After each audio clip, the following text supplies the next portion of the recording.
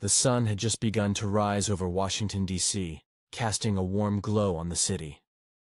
Inside Capital Luxury Motors, a high-end car dealership known for its polished marble floors and elite clientele, Blake Thompson adjusted the cuffs of his expensive suit as he prepared for another day. He was the kind of man who prided himself on appearances, immaculate, poised, and thoroughly progressive. As a sales manager at the dealership, Blake was known for his silver tongue and sharp wit, but he was also known for something else: his disdain for anyone who didn't align with his political ideals, particularly anyone who openly supported Donald Trump. So when Karoline Leavitt walked in that morning, White House press secretary and a bold MAGA conservative, it didn't take long for the tension to thicken. She wore a navy blazer, American, flag pin proudly displayed on her lapel, and a quiet confidence that came not from arrogance, but conviction. Blake spotted her immediately, his smile fading just slightly. He greeted her with a cordial nod. "Welcome to Capital Luxury Motors. Looking for something special today?" "I've got an eye on the Azure Coupe," Karoline replied, her tone polite but firm. "Heard you've got one in red." Blake paused, raising an eyebrow. "That's a rare one. We usually hold those for premium clientele." Karoline's smile didn't waver. "I'll pay in full. I'm not here to debate politics, just to buy a car." But Blake didn't back down. "I'm not sure we're the right dealership for your brand." Her brows lifted. "Because I support Trump?" "I just think your kind of visibility brings the wrong attention," Blake said smoothly. "Capital Motors caters to a more refined crowd." Karoline studied him, then gave a short laugh. "It's a car dealership, not a political salon." He shrugged.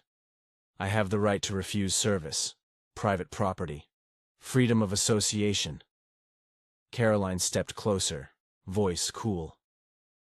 "And I have the right to make sure everyone knows why." A moment later, her phone was out. She snapped a photo of the showroom, turned to leave, and said over her shoulder, "Thanks for the confirmation." Blake smirked as she walked out. MAGA folks always need a reason to feel oppressed. What Blake didn't expect was what came next. The story would travel fast, much faster than he could anticipate, and the fallout, even faster. The fallout came quickly. Within hours, the video Karoline posted online, captioned, "Denied a car because I'm conservative," had racked up millions of views. The clip showed her calmly trying to buy a car, and Blake refusing her with a smirk. The comments exploded. Supporters rallied to her defense. Hashtags like the MAGA consumer and Cargate started trending. Blake, at first, brushed it off. Online, outrage never lasts, he told his coworkers. But when local news picked it up and conservative outlets ran headlines like "White House press secretary denied service over politics," things began to shift. That afternoon, the dealership's owner, Richard Cohen, called an emergency meeting. His voice was tense. "We don't do politics here, we sell cars." "Blake, what were you thinking?" "I was protecting the dealership's image," Blake defended himself. "You were damaging it," Richard snapped. "We just lost 5 appointments this morning, and corporate is breathing down my neck." Blake crossed his arms, frustrated. "So we just cave to the mob now?" "No," Richard said, voice low. "We fixed the mess you made." But the real surprise came later that day. Nicholas Rio, a billionaire entrepreneur and Karoline's husband, stepped out of a fire-red Rolls-Royce Phantom and walked into the showroom. Blake recognized him instantly. The man was as intimidating, in person, as he was on magazine covers. Dressed sharply and exuding quiet power, Nicholas walked past the stunned staff and approached Richard directly. "I'm here to buy the Azure Coupe," he said. "No discounts, no questions." Blake's face turned pale. Richard, his nerves visible, motioned to a young salesman. "Get the paperwork for the Azure, now." The employee hurried off while the tension in the showroom thickened. Nicholas turned, back to Blake, his voice calm but edged with unmistakable authority. "You saw me step out of a Rolls-Royce and assumed I wasn't socially conscious enough. That money only buys silence or power, right?" He gestured toward the red phantom gleaming outside in the sunlight. "I built Rio Enterprises from the ground up. My wife and I own real estate from Maine to Connecticut. We don't need to prove anything to you, but today, you're going to learn something important." Richard stepped in, voice strained. "Mr. Rio, I sincerely apologize for Blake's behavior. We'll offer the Azure at the best rate. No hidden charges, no nonsense." Nicholas raised his hand again. "I'm not buying it to make peace or get a deal. I'm buying it because Karoline deserves it. Where are the documents?" Richard nodded quickly and gestured to Daniel, the junior employee, who darted off. Blake stood frozen, his hands clenched, unsure whether to speak or stay silent. Nicholas met his eyes again, this time his tone lower, firmer. "I could buy this dealership today and fire you on the spot. But I won't. Instead, you're going to attend the Veterans fundraiser Karoline is hosting next month. As a volunteer." Blake blinked. "Volunteer? I don't—" "You will," Nicholas interrupted, leaving no room for argument. "You'll push wheelchairs, serve food, shake hands with the very people you think you're better than. You'll learn who they really are. Or I'll make sure no customer ever trusts you again. Your call." Blake went pale, lips parting but no words coming out. Richard jumped in. "Blake will do it. I guarantee it." At that moment, Daniel returned with a stack of documents and handed them to Nicholas, who reviewed them swiftly. "Good," Nicholas said. "Deliver the car to Karoline within 24 hours. He signed the paperwork without hesitation, handed it back to Daniel, and gave Blake one final look. "You thought kicking her out made you superior, but your politics don't make you better than anyone else." He turned to Richard. "All set?" Richard nodded. "Yes, sir. We'll make sure the car gets to her on time." Without another word, Nicholas turned and walked toward the glass doors, the sound of his polished shoes echoing across the marble floor. Blake stood silently, trembling, as whispers spread among the watching customers. Some nodded approvingly, while others glanced at Blake with clear disappointment. His pride had collapsed in mere minutes. 1 month later, the grand ballroom of the Hyatt in Washington, D.C., sparkled with lights and American flags. The Veterans Fundraiser Gala, hosted by Karoline Leavitt, was in full swing. Patriotic music filled the room as hundreds of guests, veterans, their families, donors, and public figures, mingled and shared stories beneath banners reading, "Honor, Service, Country." Tables overflowed with food, while a live band played tunes that stirred both pride and nostalgia. Karoline, poised in a sharp navy dress and wearing a small but unmistakable mega necklace, stood near the stage, engaging in warm conversation with a group of veterans. Her voice was filled with gratitude, her demeanor graceful and confident. Her eyes glimmered not from the camera flashes but from the genuine connection she felt with those who had served. Near the entryway, Blake Thompson appeared, almost unrecognizable. Gone was the sleek gray designer suit. In its place, he wore a simple black polo with a volunteer badge clipped on. He pushed the wheelchair of a young veteran named Tom, who was in his early 30s and had lost a leg in combat. Tom directed him toward the buffet with a soft-spoken, "Let's head to the corner table." Blake nodded, quietly responding, "I'll grab you some water."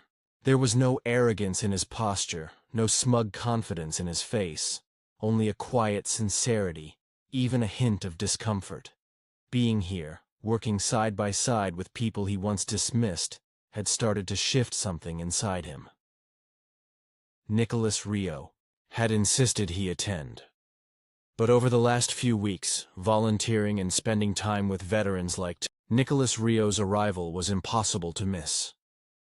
Dressed sharply and exuding quiet confidence, he stepped out of his bright red Rolls-Royce, which shimmered under the afternoon sun like a statement in motion. As he walked into the dealership, heads turned. His polished shoes echoed on the marble floor, each step purposeful. "You think just because I drive a Rolls-Royce I'm not socially aware?" Nicholas said, locking eyes with Blake. "I've earned everything I have. My wife and I don't need to prove our values to you." He pointed toward the gleaming car outside. "I built Rio Enterprises from the ground up. I own real estate across New England. And today, you're going to learn something about respect." Richard rushed over, sensing tension. "Mr. Rio, I deeply apologize for Blake's behavior. We'll sell you the Azure at the best possible price. No fees, no extras." Nicholas raised a hand to silence him. "I'll buy the car, but not to make him feel better," he said, glancing coldly at Blake. "I'm buying it because Karoline needs it." He looked back at Richard. "Where's the paperwork?" Richard nodded quickly and motioned to Daniel, who dashed off to fetch the documents. Blake remained frozen, his jaw clenched, unsure whether to speak or retreat. Nicholas stepped closer to Blake, lowering his voice. "I could buy this entire dealership today and have you removed, but I won't. Instead, here's what you'll do. You'll attend the Veterans Fundraiser Karoline is hosting next month. You'll volunteer. You'll spend time with the very people you dismissed. You'll learn what real worth looks like." Blake's voice faltered. "Volunteer? You will," Nicholas interrupted, stern and unwavering. "Or I'll make sure no one ever wants to buy from you again. Your choice." Blake's defiance crumbled. His face went pale, and he looked at the floor, silent. Richard stepped in hastily. "He'll do it, I promise. Blake will volunteer." Just then, Daniel returned with the papers. Nicholas took them, reviewed the contract swiftly, and signed. "Make sure that car is delivered to Karoline within 24 hours, he instructed, handing the paperwork back. Then, turning back to Blake one last time, he added firmly, "You thought kicking her out gave you power. You were wrong. Supporting Trump doesn't make someone less than you. Your arrogance is what makes you small." Nicholas turned to Richard. "We're done here." Richard nodded. "Yes, sir. The car will be delivered on time." As Nicholas walked out, the sound of his shoes echoed behind him, leaving a stunned silence in his wake. Customers had begun whispering among themselves, some approving, others shaking their heads at Blake. The smugness Blake once wore so easily had vanished. "I'll grab you some water," Blake said, his voice softer than it had been a month ago. The arrogance he once carried was gone, replaced by a quiet unease, an awkward humility that hadn't been there before. Nicholas Rio had held him to his word. For weeks now, Blake had been volunteering with the veterans Karoline served so passionately, and somewhere along the way, the experience began to shift something inside him. Across the grand ballroom of the Hyatt in Washington, D.C., Karoline Leavitt spotted Blake pushing a wheelchair through the crowd. She stepped down from the stage, her navy dress sharp and elegant, her MAGA necklace subtly catching the light. She smiled faintly and approached, heels clicking on the polished floor. "Blake!" she called out, with a hint of teasing in her tone. "Didn't think you'd actually show up." Blake paused and looked up. His cheeks flushed slightly as he answered. "Your husband didn't exactly leave me with many options. Said I'd lose every customer if I didn't follow through." Karoline gave a nod and looked at the young man in the wheelchair beside him. "Thanks for coming, Tom," she said warmly. Turning back to Blake, her expression became more serious. "So, how's it been? Working with these people? Is it what you expected?" Blake looked down for a moment, then admitted, "No. I used to think MAGA folks were just loud, clueless show-offs. But these last few weeks, meeting people like Tom, I was wrong. They're nothing like what I assumed. Karoline crossed her arms, her gaze clear and steady. You judged me by my politics, Blake. You kicked me out of your showroom because I supported Trump. But someone's worth isn't defined by who they vote for. It's in how they treat others. Blake nodded slowly. I know. I told Mr. Rio. I was sorry when the car was delivered. But I need to say it to you too. I was wrong, Miss Leavitt. I treated you unfairly, and there's no excuse. Her expression softened. No need for excuses. Growth is enough. Tom chimed in with a grin. Miss Leavitt, Blake's all right. He helped me shoot hoops yesterday. Still pretty bad at it, though. Blake laughed, his first genuine laugh of the evening. I'm learning. Tom doesn't go easy on me. From behind, Nicholas Rio approached in a sleek black suit, placing a supportive hand on Karoline's shoulder. He studied Blake for a moment, his expression less stern than it had been at the dealership. Gotta say, he said calmly, watching you work here, you're trying. I respect that. Nicholas turned to Blake. So, is this what you expected from a MAGA event? Blake shook his head. Not at all. I thought it would be over the top, full of ego. But it's not. It's about community, about people like Tom. Nicholas nodded. I started with nothing, Blake. I slept on the streets once. But I learned. Value isn't in how someone looks or what they believe. It's in how they live. You disrespected my wife, but you're starting to make it right. And that matters. He paused. Rio Enterprises is looking to buy a few new vehicles. Keep this up, and maybe you'll handle the deal. Blake blinked, in disbelief. You serious, Mr. Rio? Nicholas gave a half smile. I don't joke about business. But it's your choice. Karoline added. The Azure's been perfect. No issues. Delivered right on time. But next time, don't let politics blind you from doing your job. Blake nodded, sincere. Understood. Thank you, Miss Leavitt. Thank you, Mr. Rio. The gala continued, music and laughter filling the room. Blake wheeled Tom back toward the buffet table, his posture relaxed, his presence humbler. Karoline and Nicholas lingered a moment, watching them. You think he's really changed? She asked. Nicholas chuckled. Maybe. But if he slips again, I'll remind him who matters most to me. Karoline smiled and leaned in close. I already know. Blake Thompson once viewed himself as morally above others, especially those who wore red hats or embraced conservative values.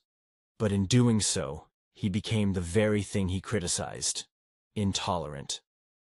On the other side stood Karoline Leavitt and Nicholas Rio, firm in their beliefs, yet open in their actions. They didn't seek revenge.